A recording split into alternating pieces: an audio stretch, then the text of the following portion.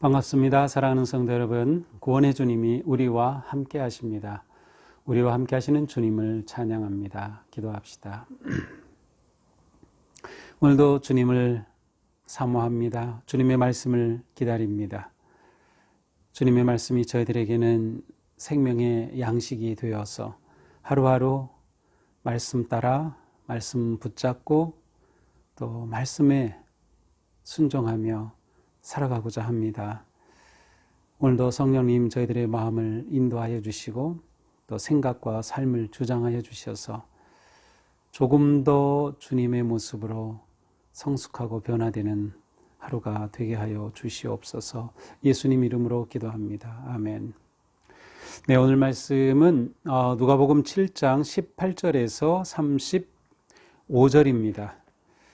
예, 좀 긴 내용이라 제가 그냥 차례대로 읽으면서 말씀을 나누도록 하겠습니다. 자, 18절입니다.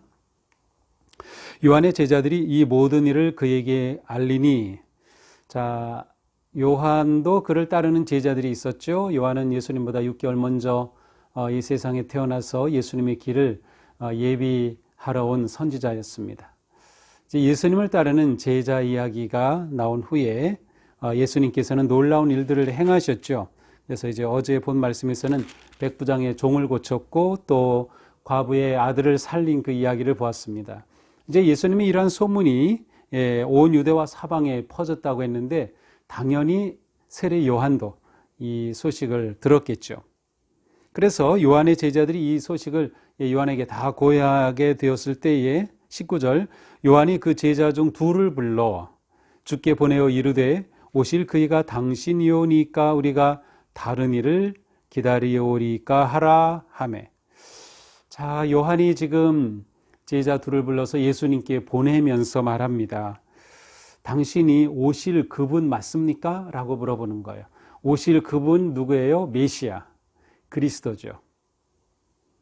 메시아 그분 맞습니까? 라고 예수님에게 직접 가서 물어보도록 두 제자를 보냈습니다. 그래서 20절 그들이 예수께 나아가서 실제로 세례 요한이 우리를 보내어 이렇게 여쭤보라고 하였습니다. 오실 그이가 당신이오니까 우리가 다른 일을 기다리오리까. 지금까지 세례 요한은 예수님이 메시아라고 하는 확신과 믿음 가운데 있었습니다. 그리고 예수님의 그 길을 예배하는 선지자의 길을 걸었어요. 그 선지자의 가장 핵심적인 사역은 회개죠. 회개의 세례를 베풀고 회개를 통하여 마음을 준비시키고 예수 그리스도의 복음을 준비시킨 그러한 세례 요한이었어요. 그래서 그는 예수 그리스도가 바로 예수님이 그리스도다, 메시아다라고 하는 그런 확신을 가지고 있었는데 어찌된 일인지 지금 세례 요한의 마음이 좀 흔들리고 있습니다. 정말 예수님이 메시아 맞아? 라는 그런 의구심이 들었습니다. 물론 이 본문을 좀 보기에 따라서는 좀 전혀 다르게 볼 수도 있어요. 그것은 세례 요한이 두 제자를 보내면서 이렇게 물은 것은 세례 요한이 예수님에 대해서 의구심이 생겼기 때문이라기보다는 이 두 제자를 예수님께 보내요 예수님과 만나도록 하기 위한 그러한 방법이었다라고 해석하는 경우도 있어요. 뭐 그렇게 해석한다고 틀렸다고는 할 수 없습니다. 자, 어쨌든 세례 요한이 이렇게 보냈습니다. 자, 누가복음에 나오질 않는데 마태복음 11장에 보면 거기서도 이제 똑같이 오늘 본문과 같은 본문이 나옵니다. 이것을 이제 그 학문적인 용어로는 평행구절이라고 해요. 평행구절. 그러니까 마태, 마가, 누가복음 중에서 한 곳에 나오는 게 다른 책에서도 나올 때 그것을 평행구절이라고 합니다. 어떤 평행구절은 마태, 마가, 누가, 요한, 사복음서에 다 나오는 경우도 있고요. 이 경우는 거의 없지만 아주 중요한 사건들은 있습니다. 또 어떤 경우는 마태, 마가, 누가, 공관복음이라고 하는 세 복음서에 함께 나오는 구절들은 많이 있어요. 이런 구절을 병행구절 혹은 평행구절이라고 합니다. 자, 근데 마태복음에 가서 보면 이때 이렇게 세례 요한이 두 제자를 보낼 때는 요한이 옥에 갇혔을 때입니다. 그가 지금 옥에 갇히는 상황이 되니까 굉장히 많은 의심이 드는 것입니다. 내가 메시아의 길을 예비하는 이 사명을 가지고 확신을 가지고 지금까지 이렇게 외쳤는데 나는 지금 옥에 갇혔고 실제로 나중에 이제 세례 요한은 참수형을 당하죠. 이제 어떻게 죽을지 모르는 이 위기 가운데 있는데 도대체 예수 그분이 메시아라고 하면 이 시간 정말 그 메시아로서의 능력을 나타내고 이 악한 지도자들을 심판하고 뭔가 있어야 될 것 같은데 그런 일이 없기에 예수님께 이러한 의구심을 가지고 제자들을 보낸 것이 아닌가 생각하게 되죠. 자, 이렇게 예수님께 두 제자가 가서 묻는데 마침 그때 21절 마침 그때 또 사람들이 예수님께 질병과 고통과 악기 들린 자를 많이 고치고 맹인을 보게 하신지라. 예수님께서 또 이렇게 많은 사람들을 고치셔요. 시각장애인을 만지셔서 뜨게 하시고 또 고통과 악기 들린 자들을 치유하시고 이러한 일들을 행하십니다. 그러면서 예수님께서 요한의 두 제자에게 이렇게 말씀하셔요. 22절 너희가 가서 보고 들은 것을 요한에게 알려라. 너희가 지금 와서 봤지. 무슨 일이 일어나는지 봤지? 그거 그대로 요한에게 가서 얘기해라. 맹인이 보며 못 걷는 사람이 걸으며 나병 환자가 깨끗함을 받으며 귀먹은 사람이 들으며 죽은 자가 살아나며 가난한 자에게 복음이 전파된다 하라. 예수님은 지금 예수님에게 일어나는 예수님을 통해서 일어나는 이 놀라운 일들을 그대로 보고 가서 요한에게 말해줘라. 누구든지 나로 말미암아 실족하지 아니하는 자는 복이 있도다. 누구든지 나 때문에 실족한다는 것은 파멸한다는 뜻인데 나 때문에 망하지 않는 자는 복이 있다. 예수님을 안다고 하고 예수님과 뭔가 예수님에 대해서 뭔가 안다고 생각했는데 오히려 그것이 올무가 되어서 오히려 그 영혼이 파멸하게 되면 얼마나 안타까운 일이에요. 그러니까 예수님으로 말미암아 실족하지 아니하는 자가 복이 있도다 라고 말씀하십니다. 자, 예수님께서 이 요한의 제자들에게 말씀하신 이 일들은 시각장애인이 보게 되고 걷지 못하는 자가 걷게 되고 귀신이 쫓겨나가고 나병 환자가 깨끗하게 되고 죽은 자가 살아나고 이러한 일들 자체는 곧 이 땅에 이미 예수 그리스도를 통하여 하나님의 나라가 임했음을 말해줍니다. 하나님의 통치하심이. 회개하라 천국이 가까이 왔느니라 선포하셨던 그 천국이 이미 임했어요. 완성되지는 않았지만 이미 천국이 임한 거죠. 진정한 복음의 역사가 일어나고 있는 것을 보여주고 있습니다. 아마도 세례 요한은 예수님에 대한 기대가 좀 달랐던 것 같습니다. 그러니까 요한은 회개 세례를 주었고 또 메시지를 선포하였고 예수님이 오시면 메시아로서 심판하시고 놀라운 능력으로 정죄하시는 그 모습을 기대하셨던 것 같은데 이 예수님은 심판과 정죄보다는 오히려 지금 사람들을 치유하고 회복하고 계시니 요한으로서는 굉장히 답답할 수밖에 없었겠죠. 그러니까 어떻게 보면 요한은 굉장히 급진적인 그러한 기대와 생각과 어떤 믿음을 가졌었고 예수님에 대해서 또 예수님은 진정한 복음의 역사를 이렇게 보여주고 계신다고 생각이 됩니다. 자, 이렇게 해서 요한이 보낸 제자가 떠난 후에 예수께서 무리에게 요한에 대하여 말씀하시되 특별한 구절이죠. 예수님이 요한에 대한 평가 아니면 요한에 대한 말씀이에요. 뭐라고 하십니까? 너희가 무엇을 보려고 광야에 나갔더냐? 바람이 흔들리는 갈대냐? 너희가 뭘 보려고 광야에 나가? 광야 요한이 선포한 그 자리죠. 거기에 왜 갔어? 너희들이 바람이 흔들리는 그냥 갈대나 보려고 광야에 나가서? 아니다. 25절. 그러면 너희가 무엇을 보려고 나갔냐? 부드러운 옷 입은 사람이냐? 아주 화려한 옷, 비싼 옷, 아주 고귀한 그런 고위층 사람들을 보려고 광야로 갔냐? 아니다는 거죠. 오히려 그러한 옷을 입은 사람들은 사치한 사람들은 왕궁에 있으니 왕궁에 가면 그 사람들 그런 사람들을 볼 것이다. 26절. 그러면 너희가 무엇을 보려고 나갔느냐? 선지자냐? 옳다. 너희가 바로 그 선지자 세례 요한을 보기 위해서 광야에 나간 것이 아니냐? 맞다. 내가 너희에게 이르노니 선지자보다도 훌륭한 자니라. 이 세례 요한은 그냥 선지자라고 부르는 자보다 비교가 안 되는 더 훌륭한 자다라고 말씀하셔요. 기록된 바 보라 내가 내 사자를 내 앞에 보내노니. 그렇죠. 예수님은 미리 요한은 예수님을 미리 준비하기에 온 그래서 앞에 보낸 사자죠. 사자를 내 앞에 보내노니 그가 내 앞에서 내 길을 준비하리라 한 것이 바로 이 사람에 대한 말씀이다. 바로 이 말씀은 말라기 3장에 나오는 말씀인데 이 예언의 말씀은 바로 요한을 두고 한 말씀이다 라고 예수님이 선포하셔요. 28절 내가 너희에게 말한다. 여자가 낳은 자 중에 요한보다 큰 자가 없도다. 그러나 하나님의 나라에서는 극히 작은 자라도 그보다 크니라 하시니. 자, 예수님의 세례 요한에 대한 평가는 여자가 낳은 자 중에 요한보다 큰 자가 없도다. 요한이 가장 위대한 사람이었다. 또 위대한 사람이다라고 예수님이 말씀하시는 거죠. 요한은 그리스도의 오심을 준비하는 자였어요. 그렇게 보내진 자였죠. 하나님 나라의 옴을 준비시킨 자였습니다. 예수 그리스도를 위해 길을 예비한 자였기 때문에 가장 위대한 선지자죠. 메시아 오심을 직접 준비한 그러한 사람이었기 때문에. 자, 그런데 놀라운 말씀이죠. 그러나 하나님 나라에서는 지극히 작은 자라도 그보다 크다. 근데 하나님 나라에서는 작은 자라도 세례 요한보다 오히려 크다. 자, 이 말씀 무엇일까요? 글쎄요, 딱 바로 이것이다 라고 해석하는 것이 쉽지는 않겠지만 세례 요한은 준비하는 자였어요. 다시 말하면 아직 하나님의 나라에 완전히 들어와서 그 나라를 누리고 사는 자는 아니었어요. 준비시킨 자. 그러나 하나님의 나라에 들어와 있는 자는 이미 요한이 그렇게 선포하고 열망하고 준비시켰던 그 나라를 살고 있는 자니까 요한보다 더 큰 자다. 이렇게 말할 수가 있는 것이죠. 요한이 준비한 길을 따라서 그 길로 들어와 그 영광스러운 메시아를 만나며 그 앞에 교제를 나누며 복음의 삶을 사는 그는 그렇게 본다면 요한보다 큰 자다라고 말할 수 있을 것입니다.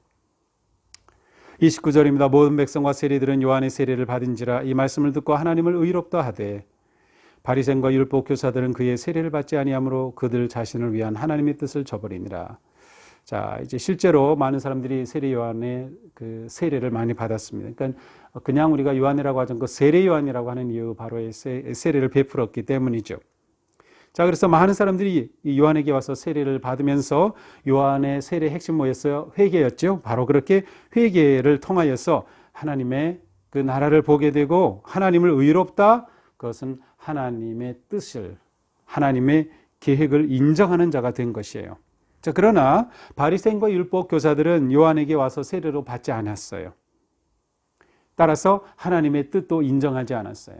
하나님의 뜻, 예수 그리스도 이 땅에 오심, 그리고 예수님이 메시아라고 하는 그 엄청난 사실을 이들은 인정하지도 않은 거죠. 예수님께서 또 말씀하십니다. 이 세대의 사람을 무엇으로 비유할까? 무엇과 같은가?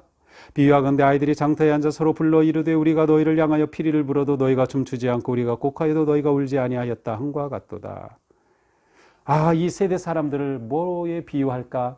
마치 아이들이 장터에서 막 놀고 있어요. 그런데 그 아이들이 막 서로 놀면서 피리를 불고 막 그렇게 하는데 그 다른 친구가 피리 불면 그거에 맞춰서 장단 맞춰서 막 춤추고 같이 놀아줘야 돼요. 그런데 춤추지도 않았어요. 또 죽었을 때 슬프게 부는 그러한 음악이면 그거에 맞춰 곡을 하지도 않아요. 울지도 않고 곡하지도 않는구나. 야, 좀 놀아줘. 왜 이래? 막 그러고 친구들이 그 어린아이들이 장터에서 노는 그 모습이에요. 자, 이 모습이 무엇과 같아요? 33절 세례 요한이 와서 떡도 먹지 아니하며 포도주도 마시지 아니하며 너희 말이 귀신 들렸다 하더니. 자, 세례 요한이 왔어요. 그래서 사람들이 자, 우리와 함께 특별히 지도자들, 바리새인, 사두개인들이라고도 볼 수도 있어요.